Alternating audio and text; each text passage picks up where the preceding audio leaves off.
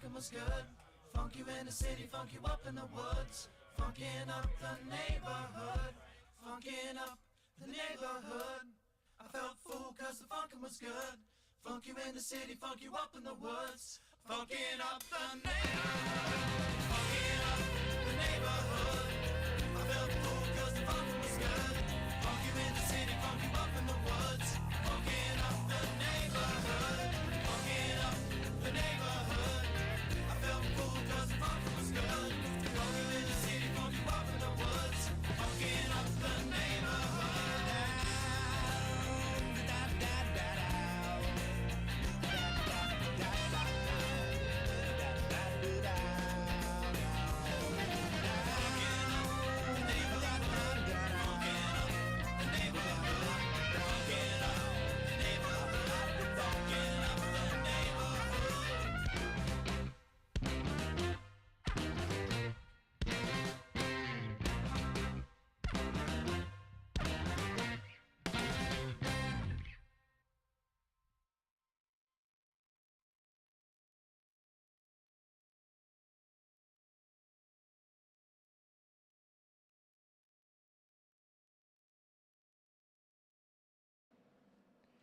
And we're live. Welcome to the Order of the Pipe. My name is West, and I am honored to be here with Tim Beaumont, Papa Bear himself of Papa Bear's Pipes. Tim, how you doing? Good, West. How are you? Doing great, man. Thanks for taking the time. Good. I appreciate it. Yeah, thank you. Yeah. Looking forward to having the conversation. Yeah, you and I have spoken in chats here and there and comment sections here and there, and it's great to finally have you on. Yeah, great. Thank you. Yeah. So you're a pipe maker. How long have you been doing that? I think a little over a year. That's Maybe really that's it? Maybe a year and a half. Yeah. Your pipes are incredible. Thanks. Yeah. Like the level of craftsmanship, it seems like you've been doing this forever. Yeah, it's something that appeals to me, I enjoy doing it. Kind of always worked with wood in some fashion or another, some application. Right. Yeah. You and I were speaking before this, and you said, you've always worked with wood, worked with your hands, like to get out in the shop, and you said you worked with furniture and stuff, and eventually got into pipes. Right. So tell us about your first pipe. Do you happen to have that handy? I'd love to see your very first pipe. Oh gosh, no, I don't. Sorry to break that on you real quick. No, it's okay. We were talking about this before. I spent 42 years in the banking business, and if you don't have something to do outside of that, it'll just drive you nuts. So I always enjoyed working with wood. I did a lot of wood carving early on, in my early years. Made a couple of carousel horses, and just relief carvings, just anything that I could turn into wood chips. I was carving on it. Sure. And then as time went on and I accumulated tools, I began making furniture, and then I retired in 19, and everybody in the family got furniture. And, right, exactly. From now on, everybody gets furniture for Christmas. Everybody gets furniture, right? And then this is it'd be 2 years ago this March. I had to have some back surgery, and I was unable to kind of get around, and I don't like sitting around, and so I spend a lot of time. You ever hear anybody say, they've watched, monkeying around with the internet so much that I've come to the end of the internet? That was really kind of what happened to me. Yeah. I was just, hours and hours and hours. So the one thing that I found on YouTube was Simon at LCS. He does the live stream, and I watched him day after day build pipes, and then got into asking questions on his text chat, and he's free with answers and that kind of thing. So I thought, I'm going to try this. And so I bought a block off of Raw Crafted. It was already drilled. A block of meerschaum, and or meerschaum, a block of briar. Yeah, it was briar. Yeah, Yeah. It was a little Aubuchon block, a small one. And so I sat, and because I had to have something I could do sitting. So I sat with my old wood carving tools and nearly ruined my hands trying to carve something by hand with knives out of a block of briar. That stuff's hard. And so I made this little pipe that had it was a face that had a hole where the mouth is, and on the front of the pipe, so that and I gave it to my son. If he closed down on the opening of the tobacco chamber and blew through it, smoke had come out the mouth. Oh, that's cool. It really was pretty pathetic looking pipe. It's a cool concept, though. Yeah. He says he loves it. So yeah. But then I bought a few more of those blocks, and I ended up with some different files, some rasp files, and anything that I could wear down the briar and not my hands. Palm sander, that kind of thing, and they started getting a little bit better, and then I bought a lathe, and ruined a bunch of material, trying to figure out how to turn wood on a lathe, and so just sort of step by step, put a shop together, and just try different things. I've never been one to study anything really, just throw into it and figure it out. That's the best way. Learn by experience, right? Yeah, exactly. And the interesting thing was I I was doing this, and I was just for something to do. I ended up with a whole box full of pipes.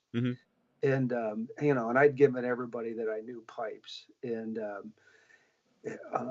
my son said, you ought to sell these. I'm like, oh, where are you going to sell pipe? He said, sell them on the internet. And that was when I decided, all right, well, I got on the internet, and I bought a website, a template website, and started monkeying around with that, and realized that, I had no business monkeying around with this thing, because the more I touched it, the worse it got. And so I just mothballed it and let it go. And then my grandson, who's going to OSU now, the one that I mentioned before, he suggested that I, sell them on social media. And I thought, what are you talking about? He said Instagram, and he picked up my phone, and he set it up like in minutes. Right. And so, I put a couple, pictures of a couple of pipes out of the box on there. And within a day or two, I had folks that wanted to buy what I put out there. And they really weren't that. Looking back today, they really weren't what I would put out today, obviously. Well, prototypes for what you do now. Yeah, exactly. Yeah. And, I had one guy from Italy that bought one, and another guy from the UK. And I thought, gee, this is crazy. There are people from around the world that are, that like pipes. And so it's just, like one thing led to another. And it was just, sort of pipe by pipe, step by step. It's turned into something that keeps me busy. And, I get up every morning thinking about, okay, what shape today, and I'll dig in the bin for a block of briar and look at it and think, based on the grain pattern and how it's cut, I think this would look good, like, a volcano or a Dublin or, that kind of thing, and just kind of go to work.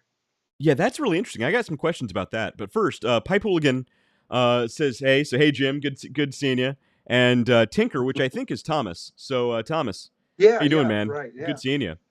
So that's interesting. You said the briar kind of speaks to you about what the shape of the pipe is going to be.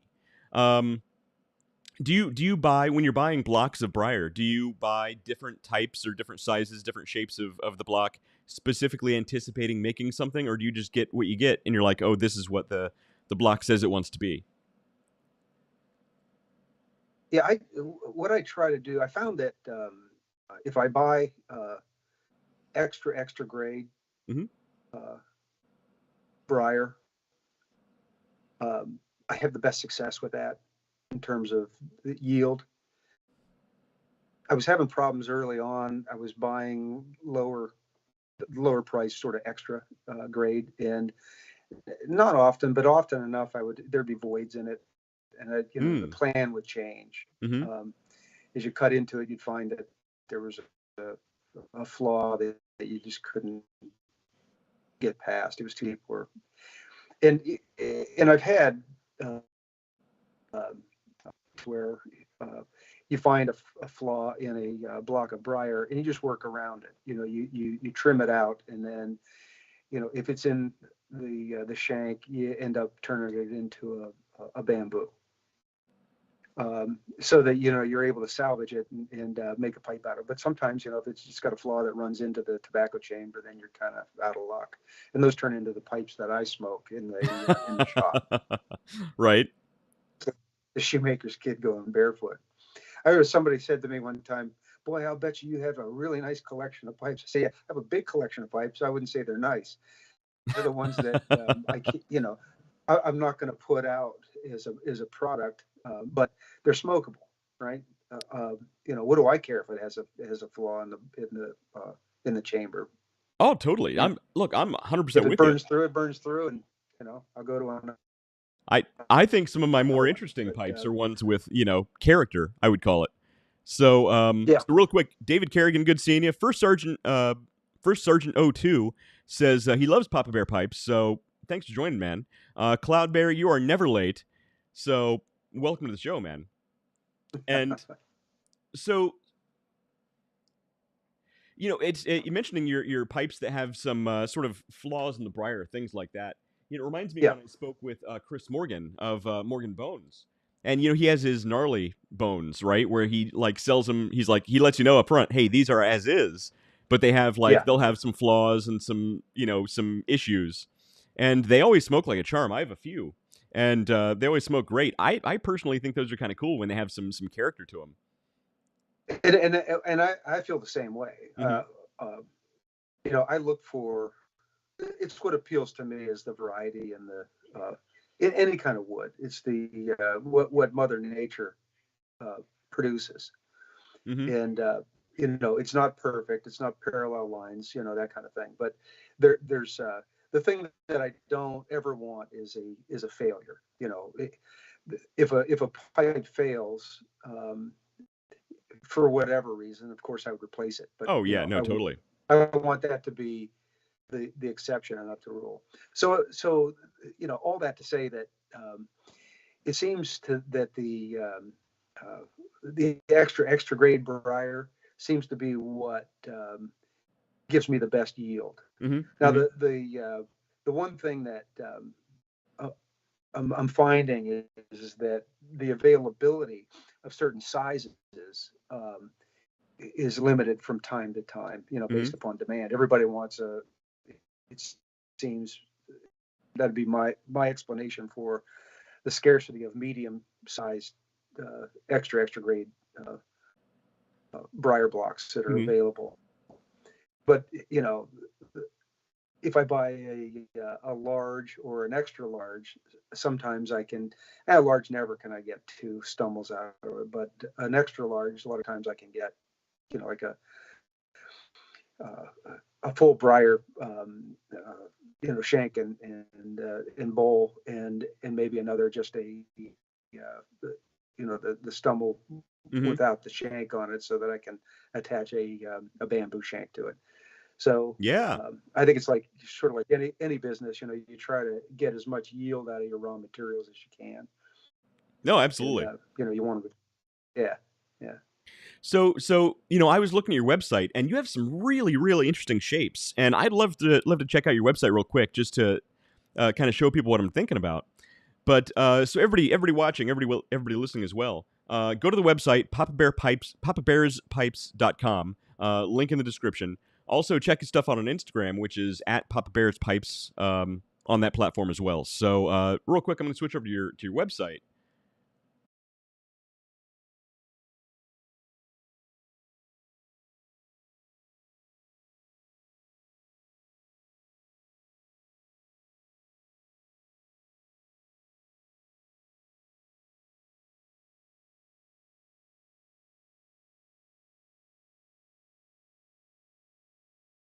Yeah.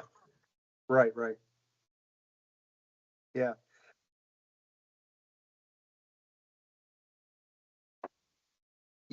Well, I guess maybe a little bit of both. You know, it's come about because it's something that I like, and if it can be a successful signature kind of thing, then so be it. I wouldn't be disappointed with that at all. Um, it's there's so many different um, species of wood out there, and when you make these create these combinations, um, they um, they emphasize characteristics of each other, I guess. So just I'm holding one up here. This there's an interesting wood that I got and was able to stabilize it. And incidentally, what I do with these, try to get into the camera there. Mm-hmm. There we go. What I do is I'll take this wood and I'll put it in a vacuum chamber and I'll stabilize it with cactus juice. Ah, And, interesting. yeah, and then that way, because I've had it when I originally tried to begin working with, say for example, the one that I just showed you, that's African paddock. Mm-hmm. Mm-hmm. It's an orange, it's beautiful wood, but it just flew apart. And so I stabilize it, and I'm able to turn it. It holds up, and it gets really hard when you stabilize it. There's another material that's real intriguing to me, and that's this. It's a walnut, but it's spalded. Mm-hmm. And I think what it is uh, it's been in water.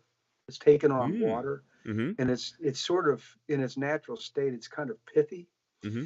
But if you put it in that cactus juice and you draw a vacuum on it and you leave it in there until it's done, you don't see any bubbles anymore. All the air's out, and then you allow the air back in. The void that you created, or the vacuum that you created in there, is in the material, and it pulls that cactus juice in, and then you cure it, and it comes out hard as a rock. Now, why And cactus juice? Is it full of like a resin that fills the space? What well, happens? it's a I should clarify. It's a resin that Mm-hmm. the manufacturer, the producer, the wholesaler calls cactus Oh, juice. so it's not actually like So you're squeezing a cactus. no, I'm sorry. See, I don't know this stuff. Yeah. Should have clarified that. Yeah, yeah. Uh, the company's called Texas Turn, Hmm. and they sell this stuff. It comes in a jug, and there's a bottle of what would they call activator, maybe Mm-hmm. hardener, and you dump it in, and the material is sort of inert under So it's maybe like an epoxy. 180 So it's like degrees. an epoxy type It material. is. Mm-hmm. That's right. And under 180 degrees, it's inert, and then once you heat it up above 180 degrees, I think is the low set point. Mm-hmm. It cures. Okay. And so Interesting. you just take the material out of the bath and put it into a toaster oven at 200 degrees and leave it in there for an hour, and bang, you got a material that you can use. And Interesting. so, yeah, and I'm doing the same thing with elephant tusk, or not elephant, rather mammoth tusk. Mammoth. Yeah, that's Uh, cool. That's a cool material. yeah, stabilizing that and then creating epoxy casts out of it. And then, Mr. Tinker's out there. He's Thomas. He's offered to cut it up for me because the stuff is hard as a rock, and you got to have a metal saw to cut it. Wow. Yeah. You can cut it. You can cut it with your bandsaw, and I've Hmm. cut some of it with my bandsaw. But I'm not going to be I'm not going to have a bandsaw if I keep trying to cut it with a bandsaw. So many mammoths have Or lost some, teeth to good pipes. well, yeah, and so many bandsaw blades have lost their teeth to man. Exactly.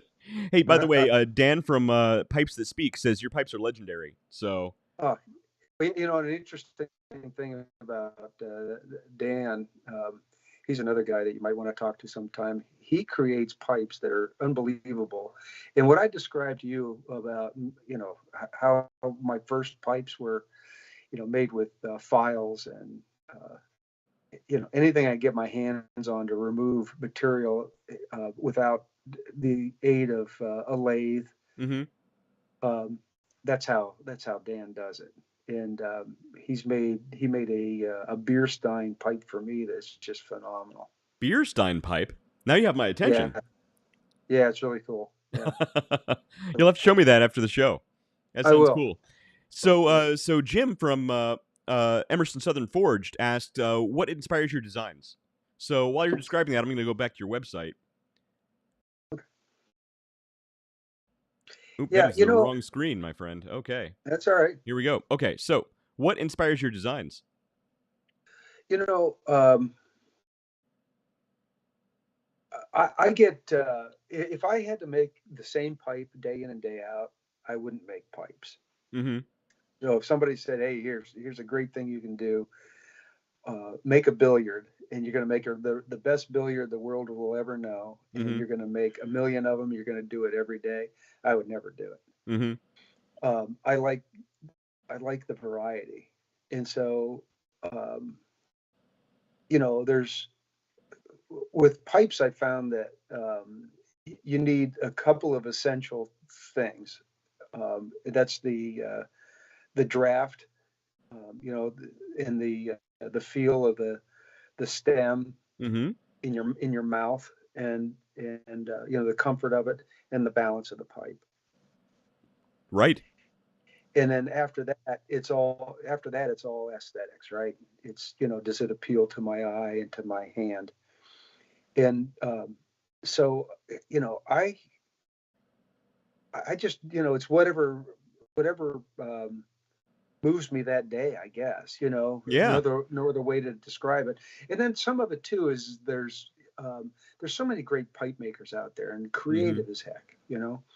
And I'll see a shape that somebody's made, and I'll think, man, I really want to try that shape. Mm-hmm. And so I'll, go digging through my bin of briar blocks, thinking about that shape, eh, that I have in mind. And and then bingo, I'll find one that, I think this would really work. And then from there, it's sort of the basic outline of the shape. Um, but then it's really more informed by how the grains laid out in the briar block. So, I might have an ants, for example, that I'd like to make, and make it have a certain shape to it. But it's going to have a bit, the cant of the bowl might Mm-hmm. be a little bit different, because maybe a little bit steeper, or a little bit fatter, or the stem might have, be a little longer, or have a little bit of a curve to it. Mm-hmm. It just depends upon what the briar block is saying it ought to look like, so that I can get the best, um, show off the grain pattern Yeah. as best I can. Yeah. Absolutely. So I wanted to run through some more interesting shapes here. Like this, you don't see many pipes like this. You call this a Cavalier. Right. This is a really Right. interesting shape. It reminds me like a fishing pole. It does, doesn't it? The I saw one on Instagram. Jay Mouton made it, Mm-hmm. and it looked exact. That was what I thought. What the? It looks like a fishing pole. And uh, because of the way that he set the bowl on that the chamber there, mm-hmm. the, Mm-hmm. you know, it just looked like a fly rod, like a collapsible fly Yeah. rod. And then I got on and started looking at the drill lines for a Cavalier. And so if you look at that pipe, you've got sort of the same type of construction that you'd have on a regular pipe, except the draft holes for the tobacco chamber and for the draft to the mouthpiece, they both go separately into a larger channel that is drilled up through the bottom, and you see that plug there. Yeah. And so the idea of that is that any moisture that would occur at the bottom of the tobacco chamber will end up down in the bottom of that the chamber at the bottom. So it's almost the same principle as the system, Peterson system, or almost or as a calabash, perhaps. Maybe not exactly, but it's basically creating a cavity where the smoke can collect and the any moisture can drop to the bottom, and you won't have a gurgle at the bottom of the chamber, and perhaps it'll allow the smoke to cool or dry a little bit. I don't yeah. That's really interesting. So this is all one solid piece of briar here. It is, right. Yep. Yeah. I think at the bottom of that, I can't remember what I tipped that with, whether that's walnut. I don't remember on that one in particular, but yeah, really interesting though. You use a really broad variety of materials. So you have a lot of olive wood pipes as well, I've noticed. Right. Yep. So what's your favorite pipe material to use? You use Morta, olive wood, briar. What do you like the best, or do they all have their own sort of character that plays differently? They all have their own sort of character. I think I like the olive because it smells so good when you're cutting it. Interesting. Yeah. Yeah, it's really it's very fragrant, and it is very light. What's your and the interesting thing about olive? Go ahead. Yeah, go ahead. No, please go ahead. Finish. No, what I was going to say is that the sort of the individual characteristics. So here's an olive stacked Lavat that I made, and I sandblasted this, and they come up with it creates a very sort of satiny type feel, and it leaves a matte finish on it. So this is finished with Danish oil, and to preserve the surface. And then the cool thing about olive is the patina will change on this. It'll get richer as you smoke it. Yeah, that's cool. And the oil from your hands, and the more you touch it, the more you smoke it, the deeper and richer the golden hues will become with this.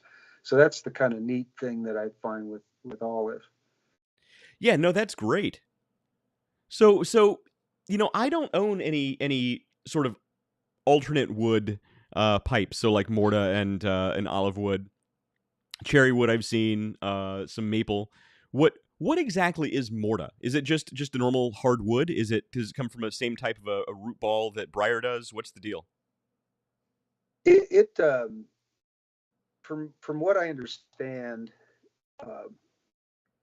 and this is my understanding of it, and what I've read about it is that it's a what they call bog oak, and it comes from Ukraine, and it's a material. It's oak that is been oxygen deprived, and so it hasn't decayed, and it's well on its way to.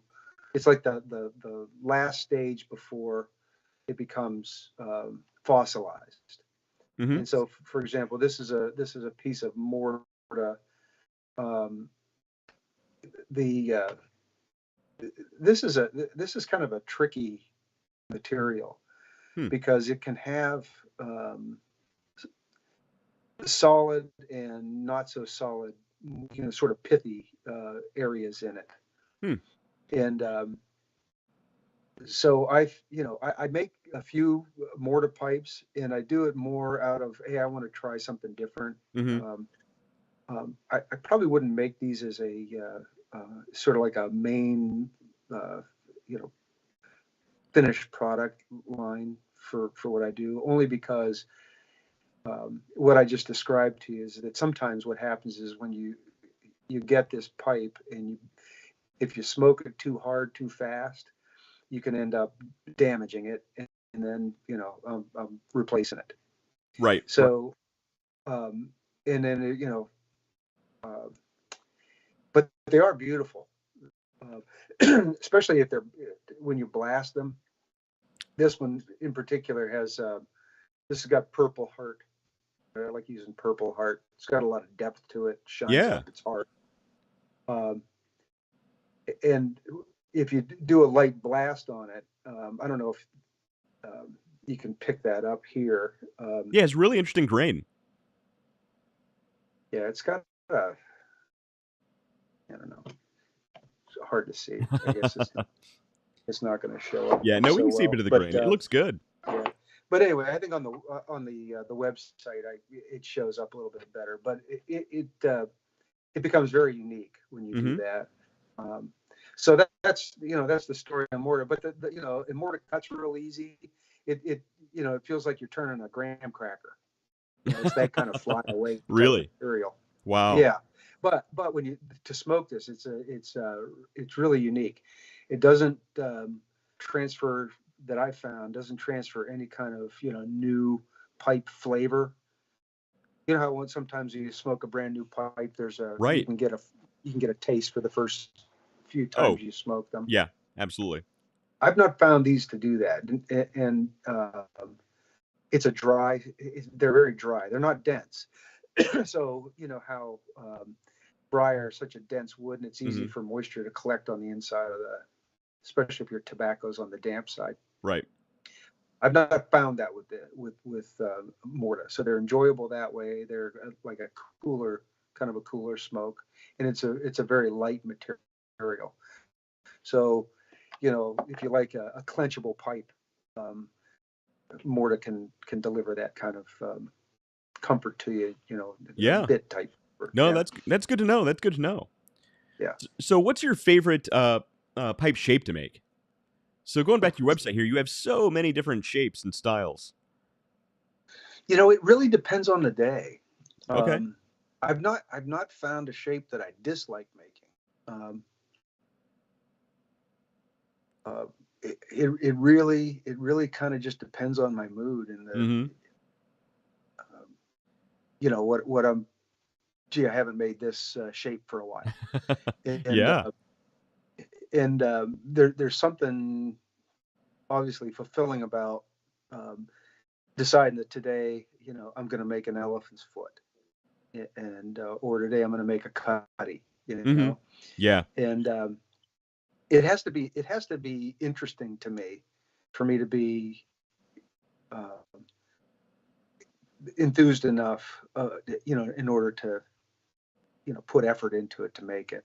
Right. And Totally. That's sort of the thing that drives me is, it's just the variety and being able to take something that is, like a standard pipe shape and make it a little bit different, kind of put your fingerprint stamp on it.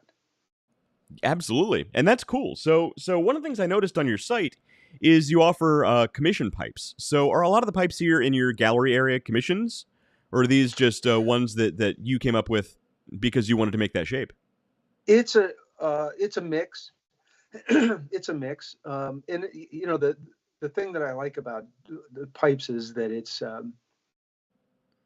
such a mix all the time. Variety. And you never get pigeonholed into a particular thing, where you get tired of it and it feels like a job. Yeah. I had a job. I don't want a job. You're done with the job. I know. This is pleasure for me. I get it. Yeah. So there are times where I've gotten, just a whole string. I might have like 7, 8, or 9 commissions in a row, Mm-hmm. and it seems that it's kind of a fortunate thing the way that this business works, or the community functions, is that I'll run through those 7 or 8 and think, man, I don't want to do any commissions, and then I'm off on my own doing uh, uh, just shapes and designs that I want, Mm-hmm. and that I want to make, and that sort of move me to put the effort into it, and the commissions kind of dry up for a while, and I don't know whether it's like telepathy or what, but it seems like it's They can always sense it. kind of like it's always kind of like the right measure of things, So Yeah. it's been great that way. Yeah. Does it seem to be seasonal? Like maybe come springtime, people want to get out and smoke more, so like, I need a new pipe. I'm gonna go commission a pipe. Yeah, I think there is some there's ebbs and flows to it, and I'm sure that seasonality has something to do with it, and also the timing of shows, and when big shows come online, and folks go to the shows and are looking at pipes there. It's been kind of quiet over the last couple of weeks, but we just came off of the show in New York, and then we got the Vegas show that's coming up at the third week of the month for this month. So it's been pretty quiet. Sure. But we'll get into once you turn the corner in November, if it goes this year like it did last year, it was crazy. I'm not complaining. I was busy every day. Yeah. But we take off and go to for a couple of weeks to Florida mid-February. And last year we left on February, and I made and shipped from January 1st to the 15th of February last year, or well, actually in the beginning of this year, 17 pipes in 15 days. That's a lot of work. That's a lot of work. That's a lot of work. And they were all commissions. Yeah. So, yeah. It's a good problem to have, And though. so it's, hey, I won't complain. It's great. I mean, and for me, I have to have something to do every day. I have to have I get up out of bed. I got to have a purpose for that day. Yeah. And this gives me a purpose. I mean, and honestly, the pipe community has just been, these folks are just great. I've never had, if there's ever been any kind of an issue, we just work it out, and it seems like the goal is, and it is for me too, is to, I'd like to have you as a customer, but I want to have you as a friend. Right. And that's the pipe community for you. Like, it's just good people. Yeah. Yeah. So that's awesome. We actually have a question. So David Leffingwell asks, is there a pipe that can make him a wizard? And I think the answer to that is obviously a church warden. Oh yeah. Right. Yeah. You make many of these? Yeah. I've made my share of them. Usually it's by commission, or in like everything else, when I get the urge, hey, I haven't made a church warden in a while, I think I'm gonna make one, that kind of thing. So yeah, I mean, it's but generally it's by commission that I make a church warden. They're a great pipe to have.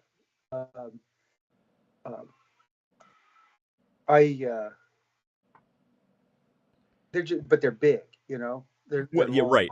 and so I try to, I don't get so much storage space for and so right, exactly. I'll make them on commission basis, but again, you might see one just pop up that, hey, looks like Tim had got the urge to make a church warden. There's one on the site.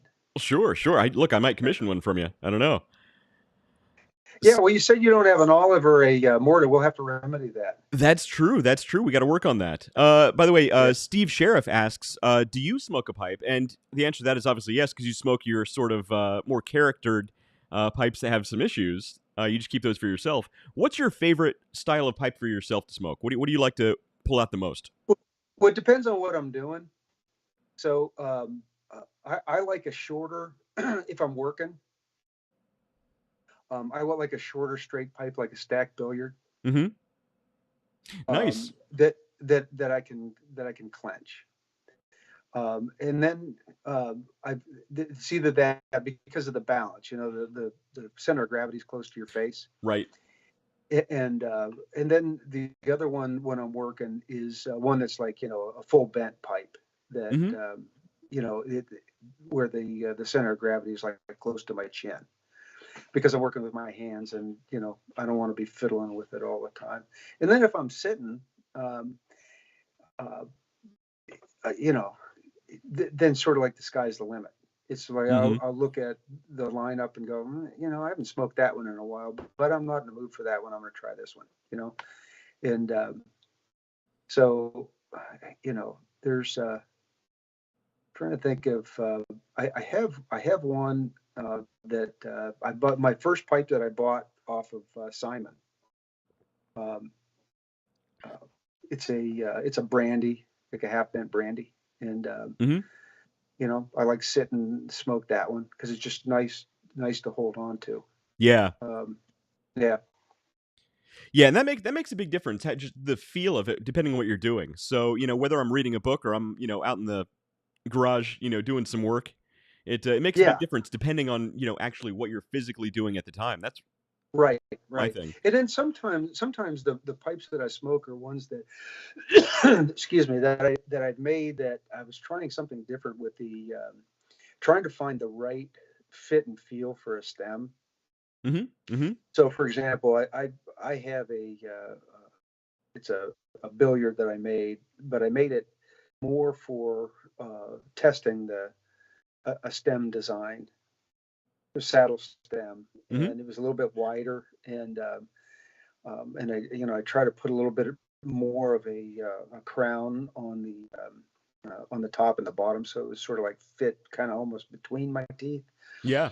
and and so work smoke that one and uh, hands free kind of thing and see how it feels, and then um, take it down a little bit and work with it and then buff it out again and work with it some more to try to come up with a stem that is like super comfortable on a straight pipe. Right. Yeah, and that You makes a don't big have to fiddle difference. with all. The comfort Yeah, level too. So I'll tell you a problem that I have is I usually smoke in the afternoons, but I have a lot. My day at work is just stacked with meetings. So the yeah, afternoons after lunch, I'll usually go out to the garage and I'll have a pipe while I'm on a call. So I pace back and forth. I like to pace when I talk, and unfortunately, since you know stress is what it is with work, I usually clinch harder than I should, and I will yeah. chew right through these softy bits like they're nothing. Was And that I got to right? replace these softy bits every few weeks because I chew right through them.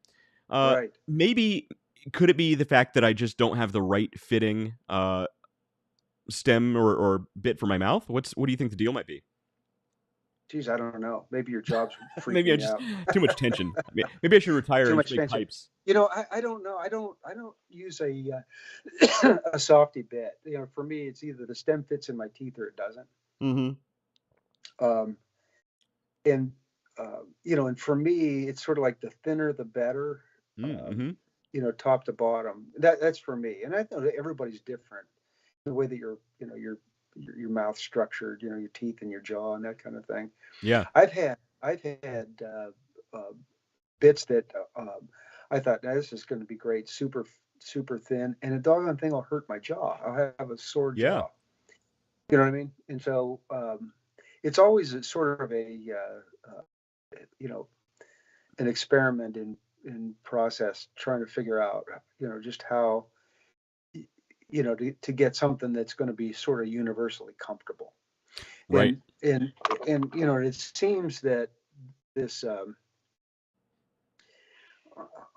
don't know if the I use a small drill bit, and what I do is I open the draft horizontally Mm-hmm. to get the size. That way I can create the thinnest bit without creating a thin wall top and bottom, and it'll Yeah. hold up. And and that seems to be working out the best. I get, like the good comfort comments that I get from customers Mm-hmm. seem to be from that sort of way of getting at shaping the bit. Mm-hmm. Mm-hmm. Um, I do get a lot of comments about the comfort of the stems based on that sort of newer design, the newer way that I've been getting at it over like the last 6-8 months. Yeah, So that's good to know. Like, so you can just stick with it. your process is evolving as you're discovering what works the best for these different elements. Right. And, I mean, and not to, again, a little shameless promotion here, but at some Promote. point in time, if you want to try one of these, excuse me, let me know, and I'll get you one that has the newer bit that has a lot of the good comments on it, and Mm-hmm. try it without the softy bit, Mm-hmm. and try it in your high tension environment, and if and just see how it works for you. Yeah, I will. I'm going to commission a pipe from you, and I'll get one of those. So, speaking of shameless promotions, Papa Joe Piper asks, where does he purchase these pipes? Obviously from your website. Can people also contact you on Instagram? Absolutely, yeah. There's on my website and on Instagram, I've got the my email address on there, Mm-hmm. and you can send me an email, you can send me a direct message on Instagram, or you can go on the website. And on the website, there's a chat button on there Mm-hmm.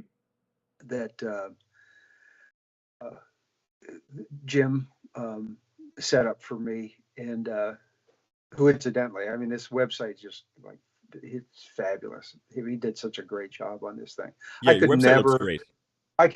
there's no way that I would ever be able to do a thing like that. I mean, the guy just, it was just an amazing process. And all I had to do was send him pictures and Mm-hmm. information.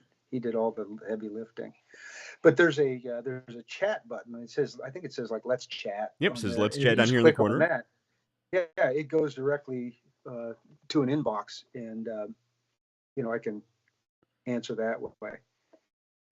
Yeah, that's great. No, this is a Yeah, good looking but I mean, website. if Very easy if to use. somebody's on, yeah, and if somebody's on the on the shop page and they don't find something that they like, send me a get a hold of me through one of those channels, and give me your phone number, and I'll call you up. We'll talk about what you want, and Mm-hmm. I'll make it for you. Yeah.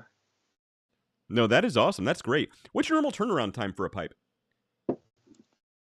It depends on what I've got in front of me. If I've Mm-hmm. got a lot of commissions in front of me, it takes a day to make a pipe, to make it, and it takes another day or two for the finish to cure on it. Mm-hmm. So top is 3 days. So if somebody like I got to have a pipe, it's Monday and I need it by Friday, I can do that if I don't have any other commitments. Wow, that's good turnaround. That's awesome. Yeah. Well, So, hey, I'm retired. well, right, exactly. Look, I'm thinking of doing the same thing now. Why not? I'll go buy some tools, and I won't do nearly as good a job as you, but hey. You get some of these. Yeah, These, exactly. So I speaking. Yeah, I'm sure I need more scars on my fingers.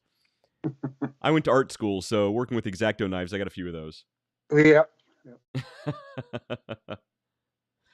So, so it's funny that I actually met you in passing at the Columbus Pipe Show, and there were a ton of people there. So you and I didn't have a chance to speak very much. How many shows do you go to per year? Counting the Columbus show. Mm-hmm. That's the first show that I attended as Oh, was it? An exhibitor. How'd you Yeah. do? How was the turnout for you? Oh, it was great. It was great. We talked about this earlier. Um, Jim Steffi, he's Emerson Southern Forge. He's the the mastermind Hmm. behind my website. Um, Yeah, he's a good guy. Jim and Steffi, he's a great guy. he's a great guy. And you know, we've collaborated on the website. And he uh, one day said, "Hey, you know, I blend some tobaccos. I'm going to send you some. Would you tell me what you think?" Hmm. And so he sent me some tobacco blends, and you know, and his comment was, "Look, you know, I'm not interested in uh, you know, feigning praise. Just, you know, give me the straight scoop. What do you think?" So I, you know, I told him, and there were a couple of them in there that I, you know, really liked. I thought, you know, they'd be good for, you know, sitting having a couple of a glass of bourbon. You know, you Yeah. would have this peppery one. You know, and if you were, you know, having, you know, after dinner, you'd have this one, and one that you would be like your go-to tobacco would be this one. You know, Hmm. and so anyway, long story short, we ended up. I ended up taking a bunch of his tobacco to the Columbus show and shared it around with folks. And anybody that's watching this or listening to it, if you get a chance to go to one of the, you've never been to a pipe show, and you get a chance to go for the camaraderie. I mean, the Yeah. fellowship and good conversation and great people. It just, you can't beat it. And so anyway, you know, guys tried this tobacco, and I had people coming to my table, and I got a lot of traffic at my table because of Jim Steffi's tobacco. Right. Uh, yeah, and so and I, you know, and I did well. I mean, I overbuilt. It being the first show that I went to, I overbuilt pipes. I think I went with some 50 pipes, You and had a full table. yeah, I did. Yeah, and those are, you know, pipes that you see on the website. I try to make a broad range of just about every shape that I enjoy making, Hmm. Hmm. and and make them a variety of different ways. You know, from blasted to burr, rusticated to, you know, smooth. You know, that kind of thing. Hmm. And and so yeah, I mean, you know, picked up a number of new customers, and uh, uh, picked up some commission work and sold pipes, and you know, went home with, you know, way fewer than I went with. And I can't remember. I think it's something 10 to 15 pipes we sold um, there that weekend. So it was, you know, it was good. Yeah, Um, it was a fun show. Mostly enjoyed the experience. Yeah, yeah, But you're right, the camaraderie. I mean, just the patio after the show was s- almost better than the show itself. I Oh mean, I man, was there. I know. I didn't plan on staying that long, but I was probably there till 3 a.m. on that patio, just hanging out, talking to guys. Yeah, yeah, yeah. We sat there from the time the show closed until it was well after one. And I thought, yeah, geez, I gotta uh, be on be on tomorrow. I gotta get up, you know, gotta go get some sleep. But it was Right. just great, just great. Yeah, no, that's cool. Uh, So Mike Tried a from lot of Pipe and tobaccos that I wouldn't have gotten a chance to try. yeah, no, definitely. That was another great thing too. Is picking up tobaccos that I hadn't seen in years. I didn't. I Yeah, wasn't. It was actually my first pipe show as well. I didn't. Hadn't been to any before, and I wasn't expecting that many. Vintage brands as well as some newer private tobaccos as well. right. Yeah. So as far as tobacco goes, what is your favorite? You mentioned earlier before we were live that you go Latakia Heavy. What's your favorite tobacco right now? It probably changes, I'm sure. Well, you know, I got to say, it's, you know, I've tried a lot of. All right, here, let's we'll do it this way. My The everyday big sort question. of like everyday kind of go to Mm-hmm. tobacco is uh, uh, Latakia, Mm-hmm. and you know, and I got a big container of a C&D Latakia out there, and that's kind of what you know, what I go to. I'm not much for the aromatic Mm-hmm. tobaccos. Um, uh, I've had a lot of you know, different, I guess, mixes of, you know, Virginia heavy tobacco, And I would say that I am not a huge fan of Virginia until um, that evening that we had after the Friday night show at the in Columbus. Mm-hmm. There was a fellow there that had a can of 19-year-old Esoterica Dorchester, Ooh, nice. and Yeah, get some age on that. That'd be delicious. it was it was it set the bar Mm-hmm. for uh, what's really good in tobacco. I never thought that I would smoke a Virginia that was that mellow and Mm-hmm. flavorful. And it's unfortunate that it was just a 10 because Yeah, everybody was, geez. and God bless him for being such a generous person, because he cellared it and brought it to there to share with Right. everybody. Yeah, that's a That's heck of a blend to share with yeah, people. That's amazing. that's saying something. Mm-hmm. Yes, and he wasn't stingy with it either. So I got to say that if um, I've tried to find Dorchester Mm-hmm. so that I could store it myself, cellar it myself. Mm-hmm. And I've not to this point been able to find any that's available. Yeah, well, esoteric in general is one of those that's impossible to find these days. Half the time, I think the Yeah. company just went under and they didn't tell anybody. It's so impossible to find. So I hope not. Cloudberry actually mentions that's a vapor, and he's right. So the Virginias, once they get some age, are just incredible. So Right. there's a guy here, Blake 1872, I think it is. Blake sent me some 2016 luxury bullseye flake because he knows luxury bullseye flake is my favorite, and it's a completely different smoke just after a few years.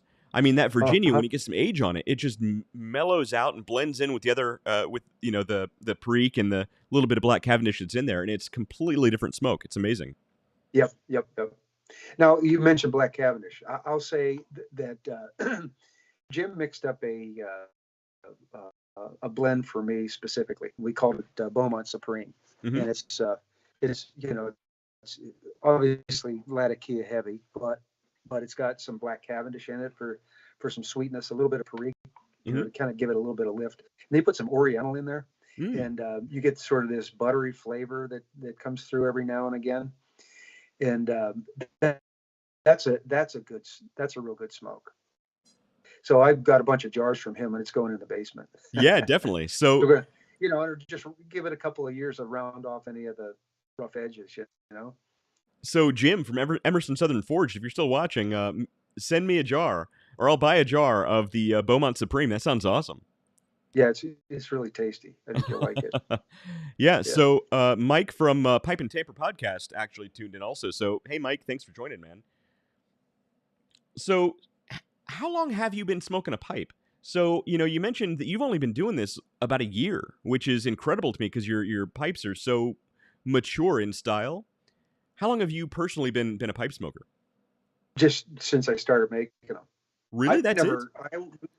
I was never I never was a tobacco guy until I started making pipes. Mm-hmm. And I'm trying to remember. I think it was before.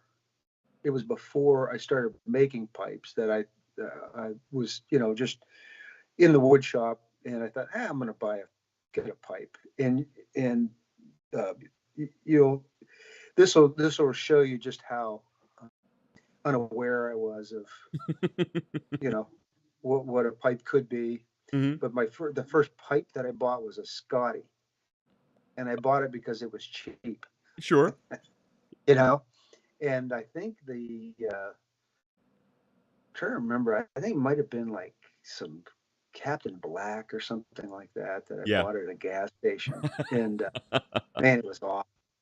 It was like leaves, like smoking, right, dry fall leaves, That's funny.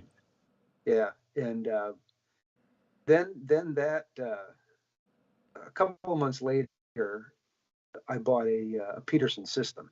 Mm-hmm.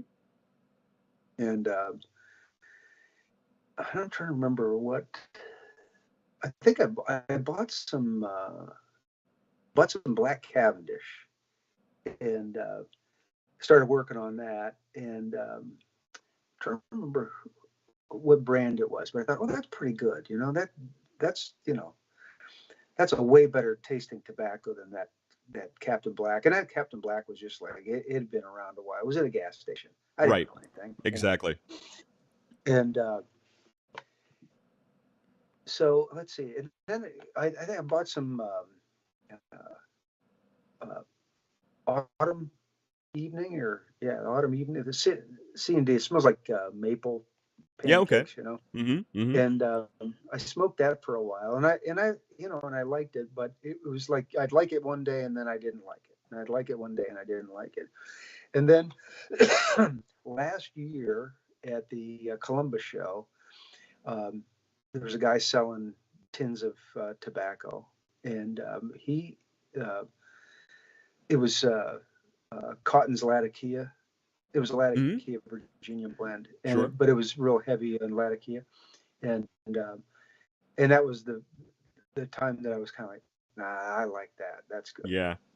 And so I started trying different types of different blenders, and pure Latakia and uh, um, and that's really kind of the direction that I've gone down until I started getting turned on to different things, different blends that Jim put together, and Mm-hmm. being able to appreciate different species of tobacco Yeah. blended together, and in the right mixes to bring out certain notes. So it's a learning process, and your tongue gets tuned as you go along, I think, and you're able to recognize things that you earlier on you just weren't able to. Oh, totally. And blending is such an art in itself, I mean, Yeah. there's really, as far as the pipe world goes, there's really two halves to the coin as far as the making the art complete, which is the pipe making, which is an amazing, craft and art that I could never manage to master, even if I had 100 years. And there's the blending side, which I'd love to dabble in because it seems more accessible. But in itself, some of these blends, the way that these blenders are able to pull certain flavors in by adding a sprinkle of this and a dash of that, and it's just incredible what they can do with these blends that, in themselves, provide different characteristics, but as a whole, they're so much bigger than their individual components. You know what I mean? It's like baking a cake. Yeah, exactly. And I don't know anything about it, but what I envision is that there's there's by proportion, X percent of this, X percent of that, Mm-hmm. and if you change those percentages in any way, you change the profile of that blend completely. Yeah. And yeah, so and it's interesting how for me anyway, tobacco's like wine. Mm-hmm. We went to California one time, and went to Sonoma wineries, and Mm-hmm. every place we stopped, it was kind of like, that's terrible. It's swill. We went to one winery, and I tried a Cabernet that they had, and then from then on, the bar was set, and now every glass of wine I ever drink, I measure it against my memory of that particular glass of wine. Yeah. And it's the same sort of thing with becoming that way with tobacco. So, Mm-hmm. is it, again, back to Virginia's, I had that Dorchester, and it was the best thing that Virginia that I've ever smoked. Right. And so now whenever I have a Virginia, I measured against that bar. And some days I'm tolerant and some days I'm not, it's sort of like, it's not there, but it's good, and then other days it's like, yeah, I'm going to try something else. Yeah, that makes And sense. but it seems like Latakia for me is like it's always appealing. So good. It's good for that. Right. So Terry Brewster says, "Hey Tim." Oh yeah, Terry. Yeah. So I'm always kind of cautious about having these amazing memories. You mentioned your memory from Sonoma of that Cabernet, I think you said it was. Yeah. Because I always think about it like a good meal, right? One of the things that makes a really great meal is the company you're with and the mood you're in when you have it. It can be the best. You can have, the top sirloin or top, aged beef steak in the world, whatever. I'm terrible with fancy foods. And be in a terrible mood or with bad company, and it's not going to taste great. Versus you could be out at 3 sure. a.m. having Taco Bell with your best friend, and it'll be the best meal you ever had. So I think part of it comes down to the mood you're in, how what you like, what you're doing at the time, the pipe you're smoking it in. That can make a big difference as well. Yeah, and you make a good point. I mean, there's a lot of variables. Yeah, there's a lot of variables. So it's funny. I actually was digging through some stuff, and I found the very first pipe I ever owned. And I'd forgotten about this. Okay. I actually saw this in photos, and this was the very first pipe I ever owned. Did you ever have one of these? You put the soap bubbles in the bottom of it, and I still have. Right. I found this, and I had terrible flashbacks of getting mouthfuls of dish soap in my mouth from this silly thing. But this was the first pipe I ever owned. And it's funny, you mentioned one of your first tobaccos was, Captain Black. And I remember the first tobacco pipe I ever smoked, I was in high school. And there was a local drugstore. I grew up in this little town out west of here. And they actually sold, I wasn't in high school, it must have been middle school, actually. We were pretty young. And they actually sold us Dr. Grabo's pipe, which I still had. And and a pack of cigarettes, and we didn't even think about it. So we unrolled all these cigarettes and put the cigarette tobacco in the pipe, and we were smoking this thing, thinking we were really getting away with something cool. paper and everything in the. Yeah, you just kind of crumble it up and you stuff it in there. You're like, all right, right. That's good. Yeah. My habits have only matured slightly since then. Yeah, and you know what? We used to do that when we were kids. My dad smoked cigarettes, and so he had like a drawer full of stale, hard as a rock, like kindling kind of pipe tobacco in a tin, and that he never smoked, but he had a pipe in there, and then he a bunch of cigars, like it's a girl, it's a boy cigar, and and they were just dry as a chicken bone, and you try to smoke those.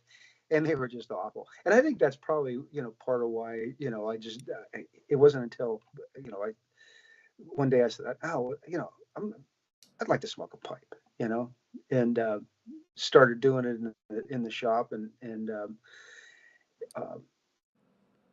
just something to do, something to occupy myself, when I'm occupied, you sit down and take a break, have a think about what you're going to do next. And then, and light up a bowl of tobacco and just, have a puff or two and then go back to what you're doing. And, right.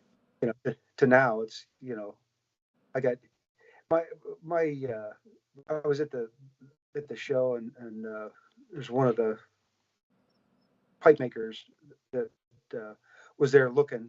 He wasn't exhibiting.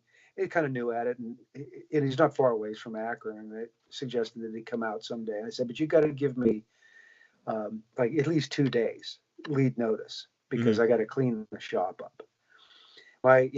If somebody, I know where everything is, I know where all my tools are, and if I clean it, I spoil the equilibrium, and and I got to start over again.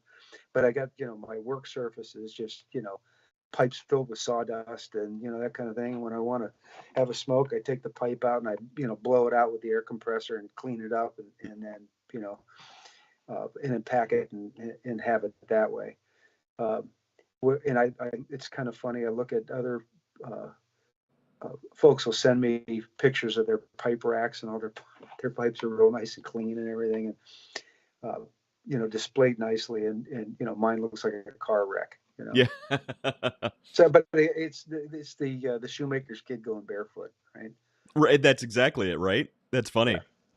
So, Flat Cat Piper actually says that not too long ago he stuffed a bunch of backwoods cigars into a pipe, and he said it wasn't that bad. And it's funny, I actually did something similar. I was on one of these streams not too long ago with a buddy, and just goofing around towards the end, I got a cigar and I stuffed it in the end of a pipe. And I didn't know this was actually a thing that people do, but Yeah, that might I've have seen been it. Yeah. that might have been the best way I've had to smoke a cigar in a long time. Like, it actually cooled the smoke as it came through. I got a lot more flavors than I was expecting. And now that I'm actually paying attention, I've seen other people do the same thing. It's really odd to me, but it's actually a great way to smoke cigars. Yeah, I've seen it. There's a gentleman that, and I don't know cigars.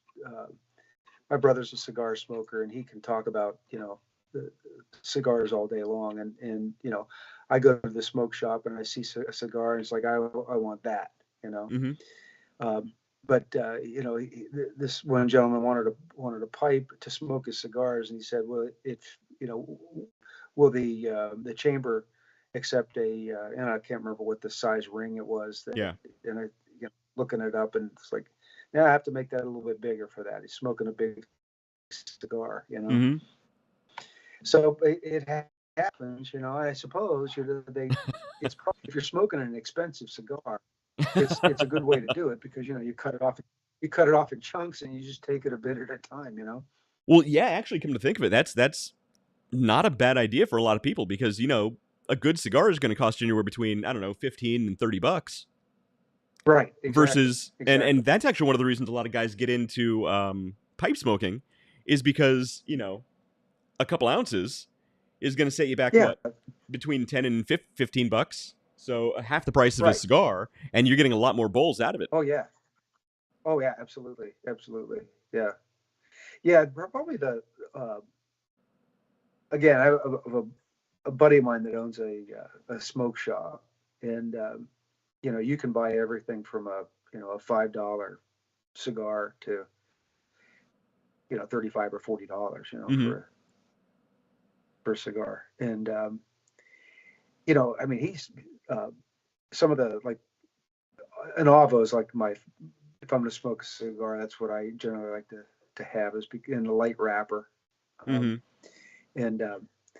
they smoke cool, and they're even, and they don't get nasty at the end, that kind of thing. But as we're talking here, that'd be the way to smoke that particular cigar, is just chop a chunk off and stuff it in a pipe, and then have it. Yeah. Right. I was shocked how good it was. So yeah, although I did look ridiculous because I had the entire cigar sticking out the end of my pipe.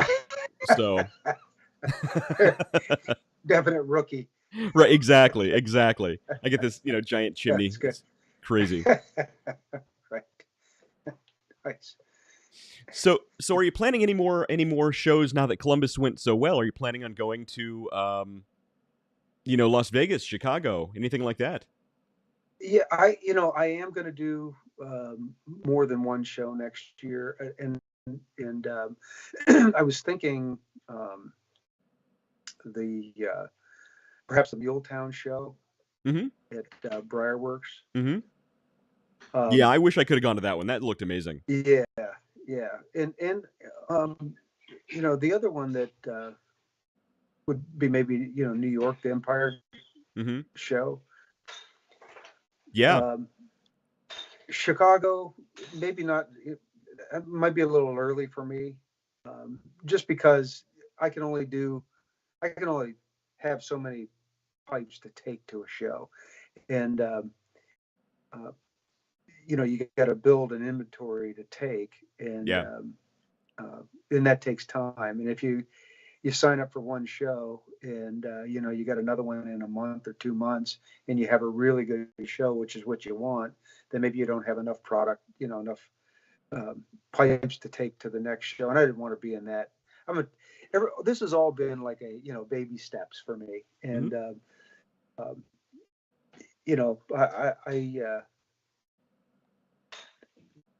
don't want to trip over my own feet, get too far out over my ski tips, as they say. Right, that's a good point. So real quick though, Mike from Pipe and Tamper says Vegas. You got to make it to Vegas. You're already being asked, so there you go. Okay, all right. So maybe. It's interesting you did mention that sort of you're baby stepping your way into it. You don't want to get in too deep too quick. Yeah. What's next? How are you going to expand? Are you going to build up a catalog? Are you going to make more extravagant and more run of the mill designs and sort of get a broad spectrum of what people can expect from you? What are your plans moving forward? That's a real good question. You know, uh,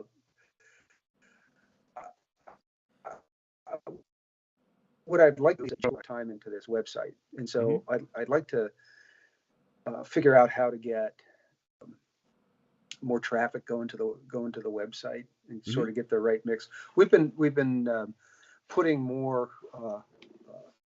pipe build videos on Yeah, there. that's great. There's some now, yeah, and I want to put some more of those out there. So getting the sort of a steady stream of traffic to the website and getting that working well for people. The other thing is I'm really enjoying this, the sort of these the varieties of material. Yeah, those are really interesting. Yeah, so I'm enjoying. Thank you. I'm enjoying that, and so I'd like to, pull on that string a little bit and see where that leads. And then it's just working to make a better and better product. Yeah, absolutely. I get a lot of great comments about the smokability of the pipes that I make, and the look of them and that kind of thing. And what I'd like to do is have, if you own one of my pipes, have it at the the front of the rotation as often as possible. Like that kind of thing.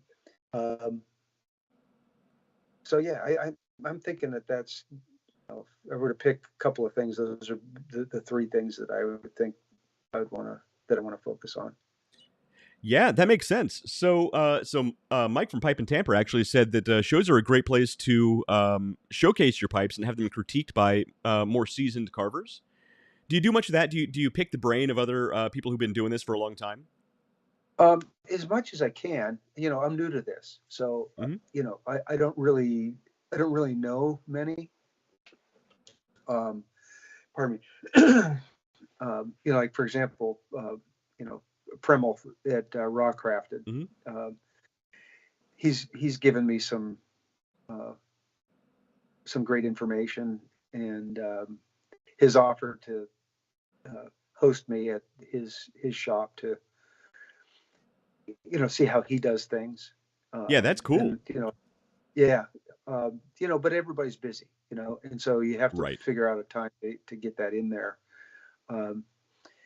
But yeah, I mean, I'm open to all that sort of thing. It's getting in front of people that, for me, I just don't know as many people as I would like to. Not yet, anyway. But it's coming. It takes time. Oh, 100%. I still can't believe you've only been doing this for a year, because again, your pipes are so mature in style. Probably about a year. It's probably a year and a half. Yeah. Yeah. It flies by, though, I'll bet. It sure does. Yeah. Has it grown to be a lot bigger than you expected in the first place? Yeah, it has. It's grown to be something that has kept me consistently busy, which I like. Right. Yeah. Yeah, I'm consistently busy, and so for me, it's not so much the quantity as the quality, I suppose. And that's not. Yeah. It's not just quality of the final product, but quality in terms of the experience of building them. For me, it's absolutely. I want to enjoy doing it, because your product's going to be better when you do it. It shows in what your final product looks like. Yeah, absolutely. It's like you said, you already had a job. You don't need another one. You're doing this because you enjoy it. So that's right. Makes it even better. Yes, exactly. Hey, I got to ask you, what's your beer? What are you drinking? Ah, well, I'm drinking right now some Noctoberfest from Nocterra Brewing. Okay. They're from Powell, right up the street from me, actually, Okay. and Yeah. it's their Feist beer. So just a Marzen style lager type beer. Um, it's pretty good. They actually do really good work. Are you Yeah. are you What's a it's craft beer guy? yeah. It's sober October for me. So I'm sitting here Ah, and I'm watching you drink that, and I'm going, oh, sorry about that. that's okay. You enjoy. I'll live Sober vicariously through October, I you. could I could really torture you and break out the Blantons. Oh, baby. Hey, that's nice. Yeah, I got a guy. I got a You guy who got a has a guy? guy. Okay. Funny how that works. Right. Right. Yeah. You like a brew dog? You know what? I do love BrewDog. My only so I'm really not a big IPA person. My only problem with BrewDog Okay. is they have too many IPAs, in my opinion. But Uh, I've stayed at their hotel a couple times. I got to admit, and it's pretty awesome. I do love BrewDog. I was actually married at a brewery. is that right? That's how I knew she was a keeper. When she agreed to get married at a brewery, I was like, okay, it's a done There you deal. go. There you go. See, in my opinion, is you can't have too many IPAs. You like the IPAs? Okay, so you know what some Yeah. people do. I don't know. I like all beers, but my problem with IPAs is I think too many breweries, and this isn't always the case. Too many breweries make an IPA because they don't really know how to make other styles of beer. They put a lot of hops Uh-huh. in there to sort of cover up their Right. mistakes. So a really Yeah. well Okay. crafted IPA is awesome. Like Yeah. BrewDog does make some amazing IPAs, but Yeah. I think too many other craft breweries they make IPAs just to cover up their mistakes. You know what I mean? Yeah. Yeah. You probably got a point there. Yeah. Because the hops, And the hops yeah. can correct some things. And if they have to do that, they cannot make a malt beer. That's exactly, and I've always Right. said that if you so lager is usually my last choice because it's the least interesting in my opinion. Um, Yeah. but you can always tell a brewery by their lager. Yeah. And I've had some craft beers that I literally buy from the grocery store, but they're local, and they're tainted and it's sour, it's not good. Yeah. So It's not good. Yeah. you Yeah. can tell a good brewery by the lager, in my opinion. Yeah. I agree. I agree. Yeah. Well, that's cool. We're gonna have to get together for a beer sometime. Yeah. Absolutely. Would Yeah, love you're that. you're kind of Yeah. close. You're not too far away. Not too bad. And I got a grandson that's going to OSU down there. So Yeah, there you go. the reason to come down. Yeah. See, you'll be in Central Ohio a lot more than you think you will. OSU Oh, I is think a big so. deal around here. Right. Right. It is around here too. Well, yeah, you are in Ohio, so pretty much everywhere in Ohio, OSU is a big deal. Although they're probably going to copyright strike me now because I said OSU on the air. Oh, That organization, they love to keep their money really close to yeah. home. Right. Even if you're saying something nice about them, They do, believe me. I can tell you some Yeah. stories. So I gotta ask you, how many of your pipe designs are like unique to you? Like, are there certain things that like you're like, I want to experiment and I'm going to try something that I've never seen before? You just get this kind of itch in your brain that you want to try something that you haven't seen before. Well, um, I kind of think that um, every every pipe is unique in its own way, Mm-hmm. and but yet, you know, I don't think there's a pipe shape that hasn't been tried, at least, and copied. So, for example, a Dublin, you can have 100 Dublins, and every one of them is going to be different Yeah, fair point. in some little way. And Mm-hmm. you know what I mean. And so, I mean, that's my view of it anyway. Um, there are some pipe makers out there that, like Mr. Skoda. You look at his work, and they're just these beautiful works of art. I would never put tobacco in a light one of them, and I Right. wouldn't. I don't say that to be insulting or anything, but I mean, they're just like, you just want to look at them, Mm-hmm. and you could look at them all day. You buy one pipe off of them and just look at it all day because it's that intricate and that beautiful. Um, but for me, I want to make pipes that people are going to smoke. I Right. mean, just me, right? So I kind of lean more toward sort of like the traditional shapes, and then try to be different within those inside those guardrails. No, that makes sense. But, even still, looking at the designs in the gallery on your website, you have some really unique looks. Like, people can look at some of your designs and say, that's definitely a Papa Bear's Pipes design. Yeah. But and thank you. But isn't that kind of interesting about how the pipe business, pipe making industry is that you can look at somebody's, or look at a pipe, and I think if somebody's doing it long enough, Mm-hmm. that they're going to make a pipe that looks like it came from, like it is a Papa Bear's pipe, because Right. that's the kind of flair that he would put on that kind of thing. Yeah, it's so fast. It's like any other art, So I was actually trained as an artist, so I have a big eye for looking for those different things. And you're right. It's like any other artist. After a period of time, they're going to create more art that looks like their style, and they will vary out and Yes. experiment and do different things. But you're still going to say, obviously that's a Warhol, or that's a Pollock, or that's a Jackson, and you can tell exactly who did what, even if they vary outside of their normal realms. Yeah, and that was kind of my hope all along, was that I would sort of settle into a type of style, let's say, or a look that, if you looked at it, you would know that it was something that I had made. Mm-hmm. And that's, I think that's kind of coming through. It seems that well, it has something to do also with your process, how you go about building a pipe. Mm-hmm. Mm-hmm. That, with the equipment that you have, and the tools that you have, and that sort of thing, you're gonna, there's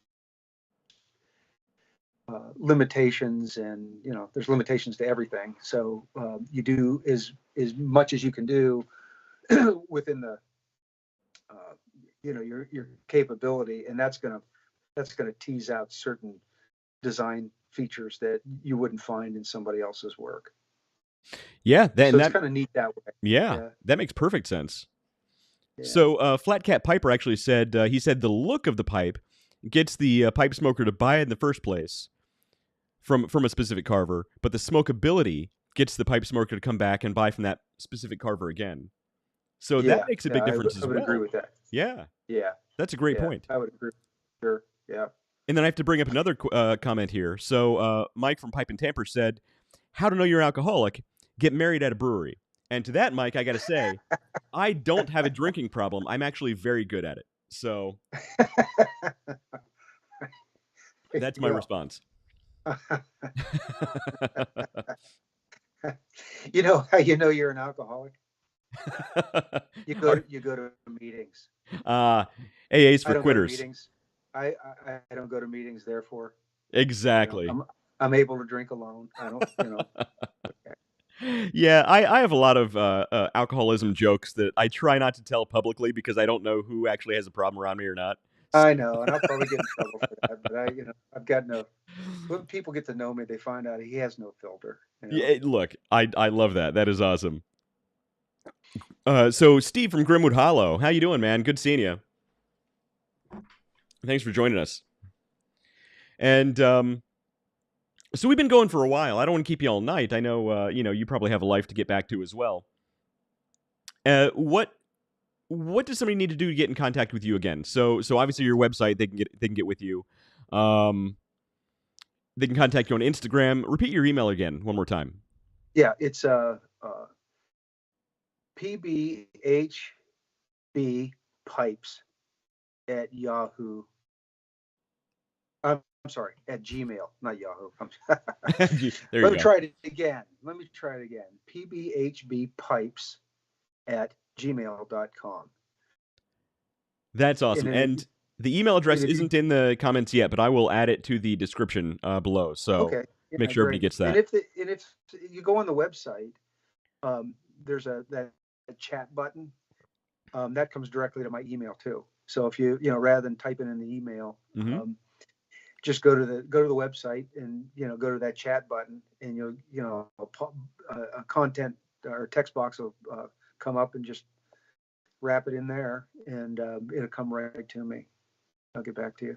Yeah, that is awesome. And if anybody wants something that's not specifically on your site, they want a specific shape or size or material, you can work with them to do a custom commission pipe just for them. Oh, absolutely. Absolutely. Yeah. And, the materials, if I don't have them on hand, they're easily accessible. I can get them, yeah, just, and a lot of times with commission pipes, give me your phone number too, because, there are nuances to design that you can't a lot of times decipher from a text message or something like that. And if I'm going to make it for you, I want it to be what you want. I don't want it to be, I don't want to miss the mark. And so sometimes you have a conversation about it, and there may be ideas that, based on what you're talking about, that I'll offer something that you think that, hey, that would be even better, and we can include that in. So yeah, just reach out to me through any of those channels. Yeah, that is great. And I will make sure all those are in the description of this video, so anybody can reach you at any time. Grimwood Hollow also says that I'm not an alcoholic, I'm a pirate. And Steve, I should have had rum tonight. If I knew you were coming on, I'd have gotten a rum cocktail. Which I had one night when I was speaking to Steve, and it got really dangerous. That night was pretty rough. That's good. I won't comment anymore on that. Good time. Yeah, that's a good time, though. But man, thanks for coming on. I really appreciate you taking the time. We have to talk again. It's my pleasure. It's my pleasure. Yeah. We'll have to make it a point to get together if I come down to Columbus, or when I come down to Columbus. Yeah, definitely. Or if maybe I can come up to your workshop and actually see you doing your magic. You're welcome anytime. You're welcome to any time. Awesome, thank you. And 2 days notice. That's all I need. 2 days notice, you can clean up. And I think I need to commission a pipe from you. So let's chat soon, and we'll get that done. Oh, happy to do it. Awesome. Happy to do it. Well, absolutely. Okay. Tim, again, thank you so much. Everybody watching and listening, I will make sure to add his contact information in the description of this video. And Tim, we will talk soon, man. Yeah, and thanks everybody for tuning in to watch and listen. Yeah, definitely. Thank you. Great. Talk to you soon. Thank you. Okay. Take care.